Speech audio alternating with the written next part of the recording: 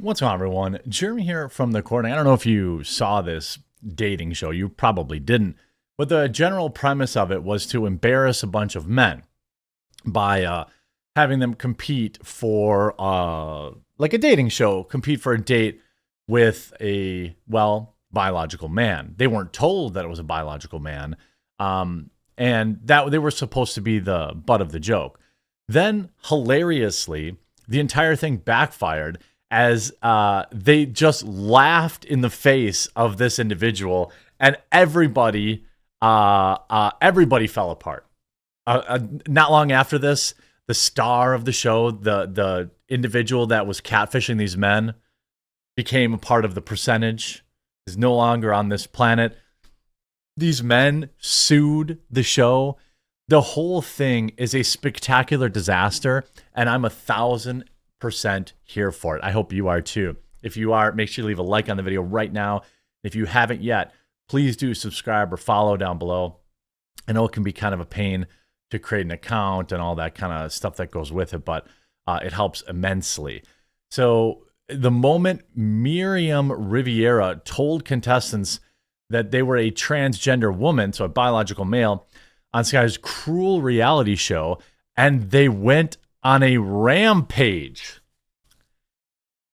This is the moment Sky's cruel dating show came crashing down as 6 male contestants were told that they'd been secretly dating a trans woman for weeks. In 2003, this finally was released now after they had to pay everybody off, by the way. This is why this is news now. The British reality series, There's Something About Miriam, flew the boys to a luxury 4-star villa in Ibiza, I don't know, with the aim of wooing the stunning Mexican model, Miriam Rivera, then only 21, for a $10,000 prize and a romantic yacht trip. Yet the punchline of the show was an incredibly cruel one. After Miriam chose her winner, she told the unsuspecting contestants that they were a biological man who had not undergone gender-affirming surgery, meaning still had the ding-a-ling-a-ding-dong, okay? Not that that would matter, by the way. If you're either into women or you're into men, I don't care. It's still a man if you remove the junk, all right? New Channel 4 series, Miriam, The Death of a Reality Star, explores the consequences of the producer's decision to exploit the boys and Miriam's identity for shock value. The second episode of the show, titled Truth, airs Tuesday night and shows a moment the producers had been waiting for, when the winner, Tom Rook, was finally told the truth. This guy's face, absolutely epic.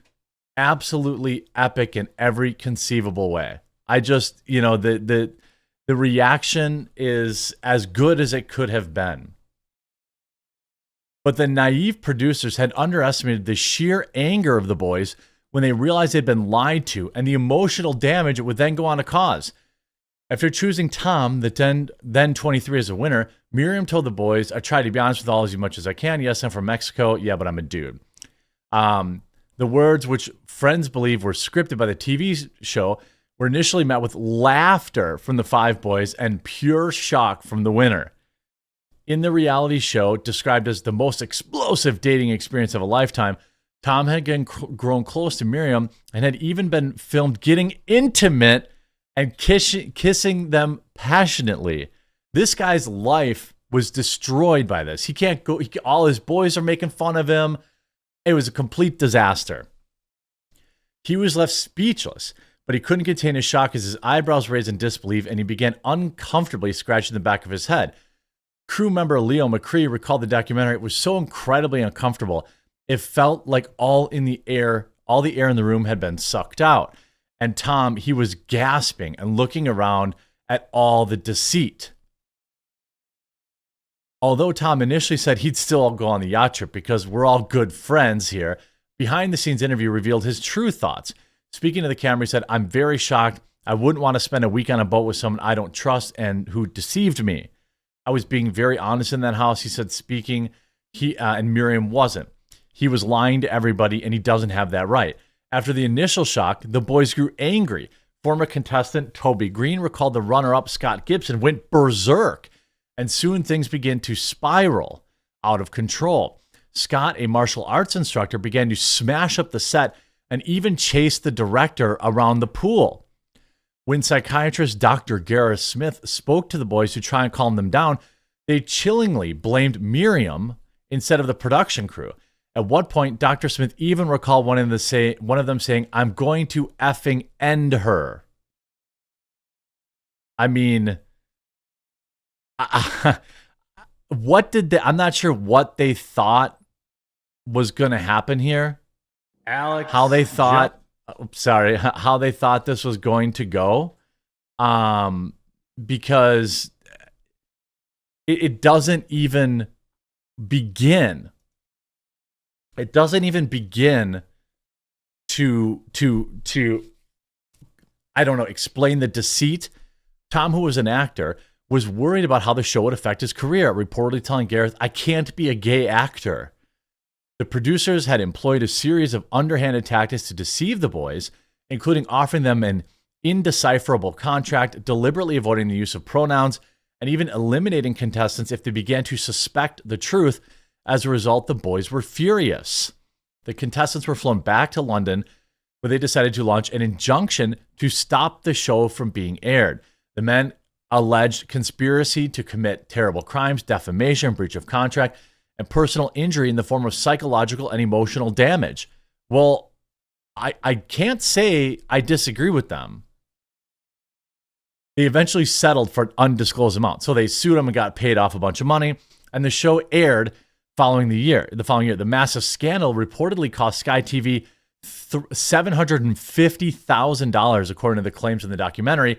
But the producers' naivety was also shown in their treatment of Miriam herself, who tragically passed away in 2019, which Mexican authorities held to be a self-deletion, although the husband had always insisted that that wasn't the case. So you humiliated the woman, the trans individual, you humiliated the men. Now this individual ended their life over it. Unlike the boys, who had a psychiatrist brought in for them, I wonder why, Miriam was given no support despite coming out to the world and receiving a torrent of mean words. The words after the finale were filmed revealed just how vulnerable they were feeling at the time.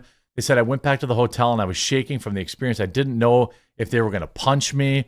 Well, you participated in fooling them. I don't feel bad for you. I mean, it sucks that you chose to go that way with your life and leave this planet, but I don't feel bad for you. You signed up to deceive these men. You absolutely did, unequivocally. I wasn't out to hurt anyone's feelings. Yes, you were. No one in the crew would talk to me. What'd you think was going to happen? They were all friends during filming, and now they don't want to know me. I feel really upset and alone. Dr. Smith, who was brought in offset to offer support to the boys, reflected, "I had been brought ostensibly to look after the boys. No one had even given a thought to how Miriam would feel." Well, because Miriam was willingly participating in deceiving the boys, in making them think that they were a woman. That's what happened. What do you mean? How would they deal with the rejection, not just from who they picked, but everyone who thought trans people were freaks? I mean, I don't think that. I think that gender dysmorphia is a thing, and it affects people in their own ways. I think that we spend entirely too much time thinking and talking about this tiny, ultra tiny, small group of people, and I think many trans people would probably agree with me. They sold a dream without anybody telling what could go wrong. I thought they're vulnerable. They've had a really, really hard life, like a bird with a broken wing. Well, that didn't stop you from getting paid. Miriam was already in a vulnerable position when the show was filmed. Back then, had begun taking hormones at age 11. So the parents, and was living as a woman by the time they were 16. But their father, Fernando Mendoza, never accepted their identity, and even brought in a minister to the home to exorcise demons from their body. Left traumatized from the ordeal, Miriam fled home to Tijuana and began working in a club. I suspect what kind of club. And then they unalived themselves. I mean, the whole thing is a spectacular disaster. The men have every right to be pissed off. And if you look at this reveal, it is like, I'm not a woman. What? I was born as a man. These guys all knew. They're like, I knew it.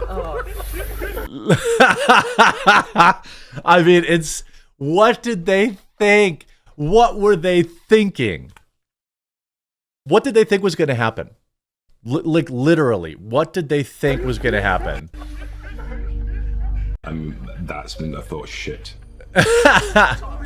And it was like at that moment, they were like, and by the way, they only cared about the trans individuals' feelings. They didn't actually care about the men's feelings. In all these interviews that I saw, they're like, oh man, I never really thought about how this biological male set out to deceive men, agreed to deceive men, agreed to get paid to deceive men. I never thought how they would feel. The whole situation is a disaster, but maybe don't try tricking men. I mean, it feels like a pretty simple thing to do. I hope you enjoyed this video. If you did, make sure to leave a like on it, and we'll talk to you again real soon.